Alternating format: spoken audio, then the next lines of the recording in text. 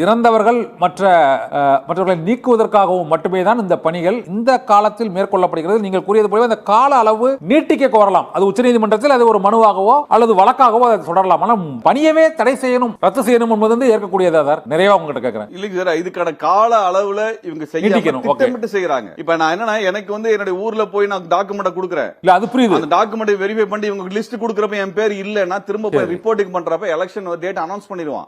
அதுக்கப்புறம் கரெக்ஷன் பண்ண மாட்டாங்க. எப்படி பண்றது? இவ்வளவு காலம் ஏன் எலெக்ஷன் கமிஷன், தமிழ்நாட்டினுடைய எலெக்ஷன் ஆணையர், தேர்தல் ஆணையர் இன்னைக்கு நவம்பர் மாசம் அந்த 10 மாசம் என்ன பண்ணிட்டு இருந்தாரு? இந்த ஆண்டு தொடக்கத்துல இருந்து என்ன பண்ணிட்டு இருந்தாரு? 10-11 மாசம் என்ன பண்ணிட்டு இருந்தாரு அவரு? இன்னைக்கு மட்டும் ஏன் பண்றாரு? அதுதான் எங்களோட கேள்வியே.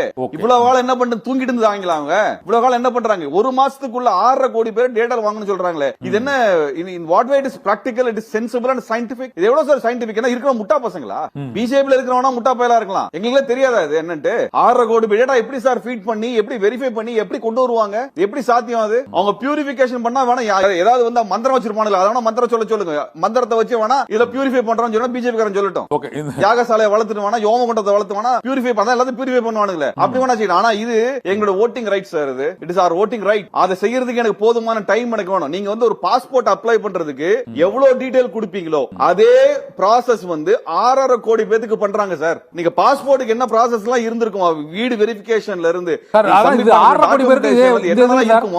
கிட்டத்தட்ட அத்தனை டாக்குமெண்டேஷன் 2004 வாக்காளர் பட்டியல இல்லாதவங்களுக்கு தான் அந்த சான்றுகள் கேக்குறாங்க. மற்றவங்களுக்கு அந்த சான்றுகள் சமர்ப்பிக்கணும்ங்கறது இல்ல. ஃபார்ம் மட்டும் ஃபில் பண்ணி கொடுத்தா போதும். 6.5 கோடி பேருக்கு அந்த மாதிரி நீங்க நானே பேசலாம் சார். இது நம்ம ஒரு சிட்டிக்குள்ள உட்கார்ந்து நம்ம எல்லாம் பேசலாம். ஒரு கிராமத்துல இருக்கவங்க கிட்ட போகக்கூடிய அதிகாரிகளுக்கு எந்த அளவுக்கு விளக்கமா இருக்கும், இவங்க எவ்வளவு விளக்கமா சொல்லுவாங்க, அவங்க எவ்வளவு விளக்கமா, அவங்களுக்கு எவ்வளவு விளக்கமா புரியும் எப்படி தெரியும்? நம்ம அதிகாரிகள் நம்ம ஏழை எளிய மக்கள் எப்படி பேசுவாங்க நம்ம பாத்துருக்கோம். கலெக்டர் ஆபீஸ்ல இருந்து, ரெஜிஸ்ட்ரார் ஆபீஸ்ல, தாசில்தார் ஆபீஸ்ல இருந்து நம்ம அதிகாரிகள் எப்படி பேசுறாங்கன்னு பார்த்து தானே இருக்கிறோம். அவங்க எப்படி நல்லா பேசுவாங்க, எப்படி அவங்க விளக்க வைப்பாங்க, புரிய வைப்பாங்க, அன்பா அப்படி அரவணைச்சு பண்ணுவாங்களாமா?